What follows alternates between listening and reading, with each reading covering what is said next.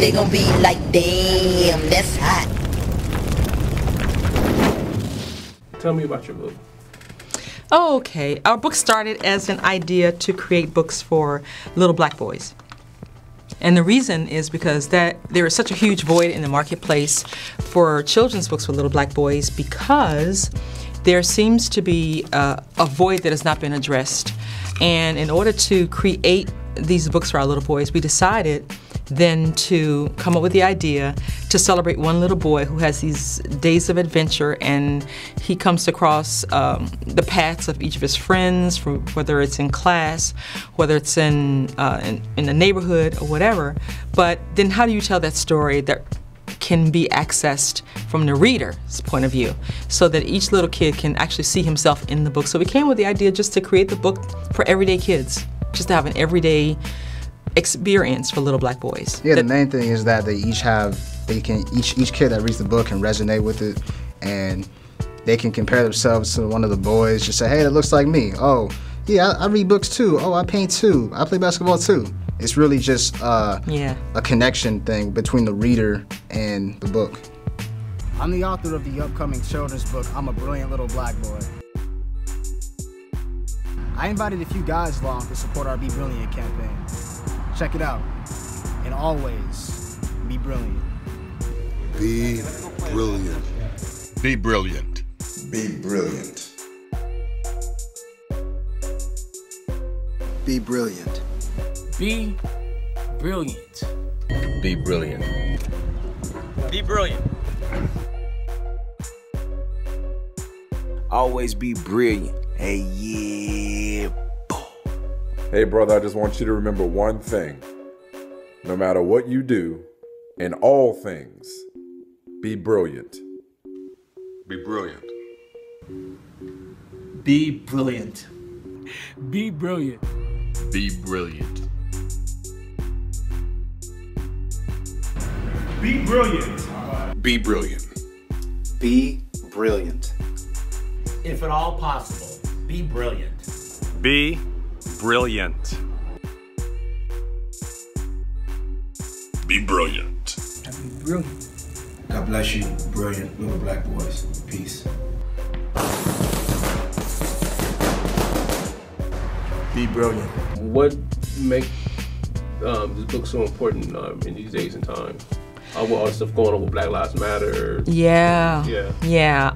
You know, anytime you go on any social media site, I mean, it's unavoidable. I mean, there's always, unfortunately, it's unavoidable because of the recent highlights of police brutality that have been addressed by groups like, thankfully, like Black Lives Matter.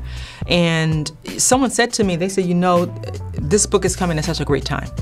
And it's coming at a great time because, unfortunately, there have been events where, you know, so many little boys are seeing this and they're feeling like, well, wait a minute, I'm a young black boy.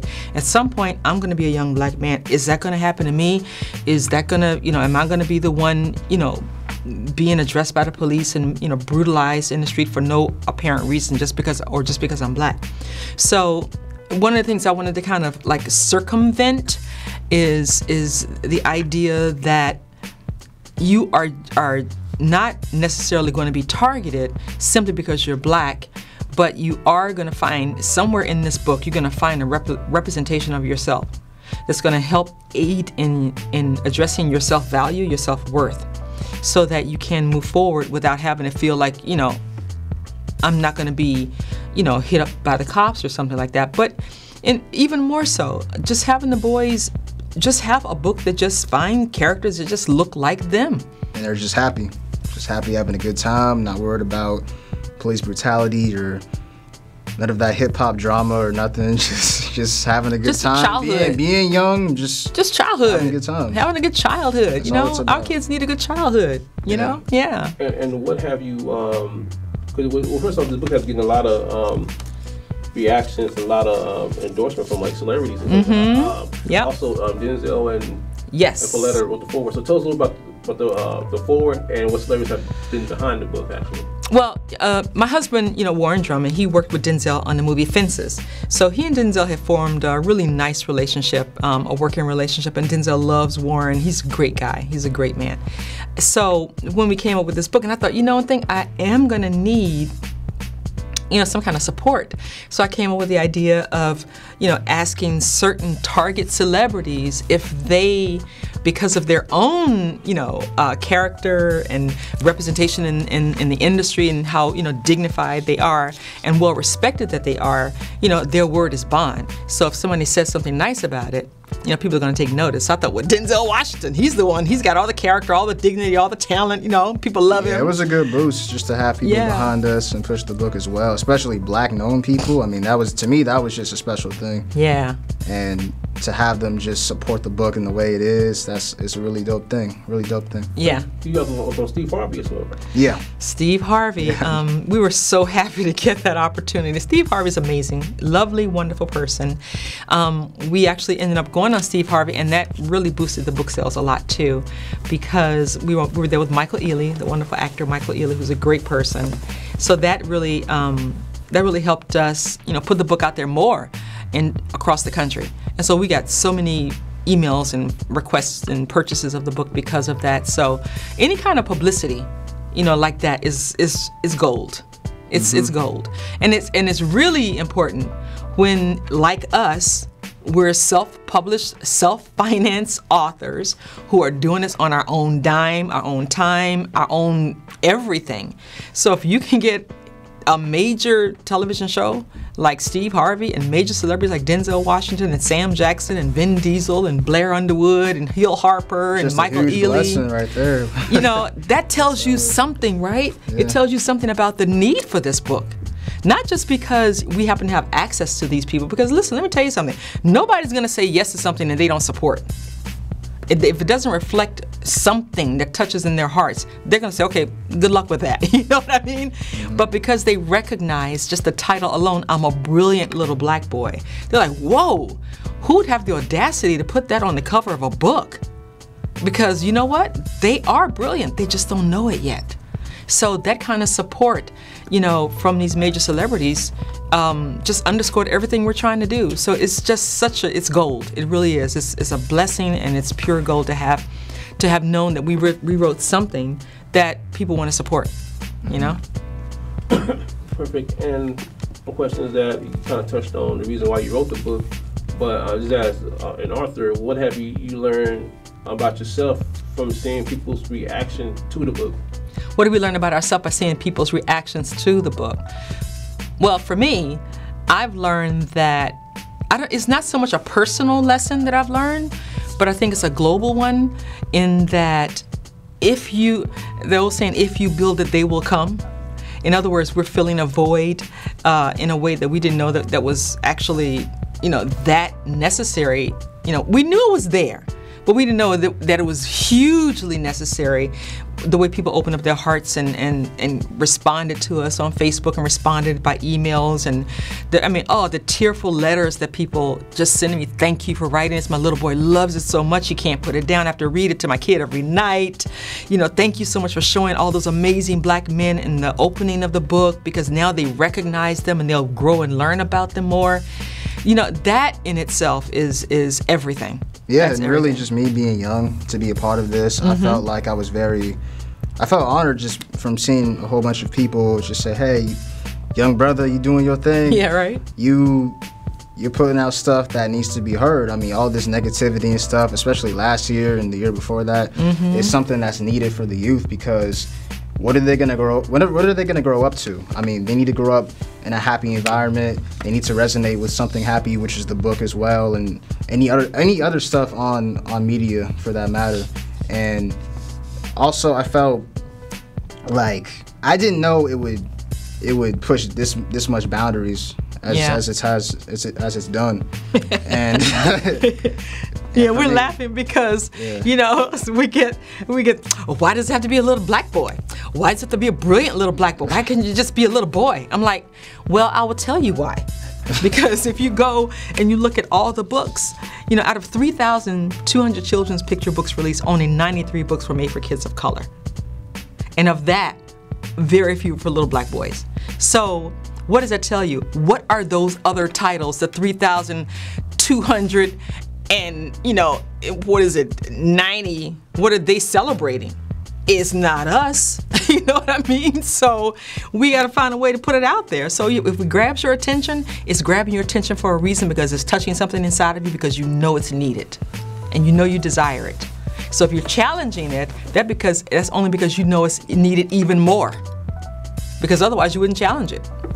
So it is another children's book. But that title, wow, that's wait a minute, that's controversial. Why is it controversial? Because the boy's brilliant? Because he's black? Which one? What's the next step for the series?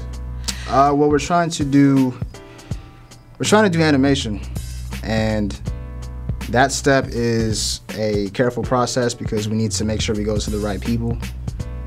And for us, it's just an amazing thing, because we want to keep the book going, and we want to make sure that it just doesn't stop with here, because it has so much potential. But we're also going to do a second. Yeah, we're going to do a second book, where, you know, the character here, and aptly named Joshua, because it's Joshua's adventures and all that he does with his friends. We're going to do another book, you know, to continue the book series, to take it to the next title. You know, we haven't decided what that title is going to be yet, but we are definitely going to do another book, because the demand is so high that they're asking, when is the next book coming out? What's the next book? You know, so we're going to do that. But also in the series itself, this book came as a response to the very first book I did called "I'm a Pretty Little Black Girl."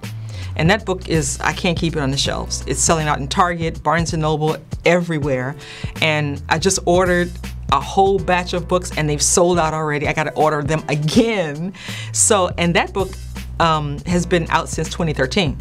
This book just launched in November 2016, so we're only 4 months into it practically. And this book is outselling that book 10-1.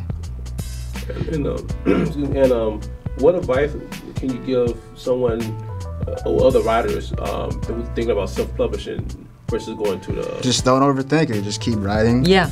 Just hustle, do your thing, network, meet as many people as you can. It's an easy process. It's just you have to set yourself to do it. That's all it is. Well, it's easy in the sense of coming up with the ideas. Making sure the ideas work, that's a different process altogether, because you can have, which is what, he and I talked about on the business side of this. Mm-hmm. There is a business to everything. There's the creative process, as you know, as a filmmaker, and then there's the business side. Now, if you don't have the business side together, the creative process is not going to survive. So everyone has an idea for something. Oh, I have an idea for this, I have an idea for that. But you really have to have your business plan together. You definitely need to do all of your research to find out, what print companies am I going to use once the book is created and done. And if you're doing a children's picture books, my advice is get the best possible illustrator you can find. Because don't use your cousin Pookie, who might be good, but has no craft, because it's going to show on the page. Don't try to do it yourself unless you're a seasoned illustrator. Because what is shown on the page, for instance, I'd love to show you one of these pages. What's shown on the page, this one here, this is Brian McGee. He's an amazing illustrator, master colorist. And I didn't have to work with him and say, oh, Brian, I need this color, this color. He knew exactly what to do. All I said was, this is what I want, this is how it needs to look, and then we would tweak it as it went along. He's such a master colorist that he knew exactly all the shading, the shadows, all that stuff, because that's his skill. So it's very important that you get the right illustrator for your project. Now, all illustrators are not right for the same things. Some men are great for, some males are really good for male books, and some can do ducks and dogs, but they can't do little girl books. Some female illustrators are good for little girl books, but they kind of lack in the department of doing books for little boys. So it depends on what your strengths are. So you really have to find that. So that's my greatest advice is, get the best possible illustrator, find the best possible printer, and make sure you have your business plan together. And to add on to that, it's almost as if, let's say, we were to compare it to hip hop. If you're looking for a producer and you're a rapper, mm-hmm. and someone makes certain beats, like they make smooth beats, you're not going to want to find someone to make, if you want to make a trap or heavy hitting album, you want to find a producer that's specified for that, right? It's the same thing with children's books. I mean, you look for an illustrator that can do certain colors, certain features that another illustrator wouldn't be able to do. I mean, it's all with whoever you're looking for, in a way. Yeah. Before we conclude the interview, is there anything you want to add or tell people? Please buy this book. Please support us. We're a self-financed, self-produced entity, and we're trying to continue to do this to create more books for little kids, particularly kids of color, because there's an entire series that follows this. So please continue to support us. Go to our Facebook page, I'm a Brilliant Little Black Boy in Books and Apparel. And please go to our website, www.dreamim.com. You can find more information about our business and about Joshua and his talents and his abilities, as well as more books that are going to come, apparel that we're launching, the hashtag Be Brilliant campaign, all the celebrities who are supporting us. So yeah, that would be great. We love to have your support. We need your support as a black business in this maze of major white publishing. We need your support. I'll be very frank. So, I got to put that out there because, publishing it's been around for a long, long time, and we do not have an anchor in that business as of yet. It's really a very white business. It really is. I'm just going to tell you like it is, because it is. And a lot of times that's one of the reasons these books don't exist, is because they don't have the wherewithal to be able to target that market in the specific, necessary manner in which our kids need to see themselves. They want to paint with broad strokes. We want to get down to the details and the nitty-gritty of what our kids really need. We know how to do that. So let's do it. All of us need to do that. We need to find a way to do that. Whether you're black, Latino, Muslim, Asian, whatever, Arab, we need to do it for ourselves. Tell our own stories. Don't let someone else, when you're writing a story, don't let somebody else hold the pen. That's what we need to do. But we also need to make sure that we do it correctly and with quality.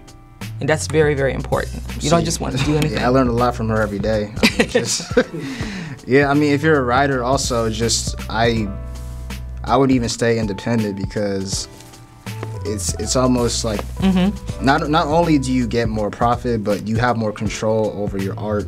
Yes. And you can take it into any direction you want it to. It's more like it's your baby and nobody else. No, you don't want to have your baby just being in control by some corporate, superficial industry that's just gonna not only jack you up, but take it to places where little black boys aren't gonna see it. They might take it to some local store out in, I don't know, just some random state where it's not black dominant. Yeah. The distribution is really important. How you distribute the books, which is why e-commerce is very important, because it's direct sales from your own website. That way, the money goes right into your account. You also can target your own audience, and as well as keep a track of where the audience is, so that most of my audience is in Georgia, and Illinois, and South Carolina, and New York, and Philadelphia. Okay, that's East Coast. I need to do that East Coast, seaboard. I need to put more energy and time into attracting those people, because they're looking for us. So they're looking for us. Let me help them find, let them find me. So that's one thing about independent distribution that you can do, is that you can really track where your customers are, how to address them, and show them love, and thanks for supporting you. It's harder to do that when you have a wide distribution. Now, there are pros and cons of both, obviously. But when you do e-commerce and you're able to do it yourself, you have a lot more awarenesses, which is what I've showed Joshua when we use Shopify. I said, look, this is what's going on here in this region. These are where the books are selling. These are the customers over here. These are the sales. And so that really, really helps. I really highly recommend that, because black businesses need to flourish in that way. We've got to circulate our black dollars back into the black economy. Independent. Yeah, we've got to. We really have to. If we're going to survive, we must do that. We absolutely must. There's no way around it. Yeah. Hey, Betty K. Bynum. Joshua Drummond, you're watching That's Hot.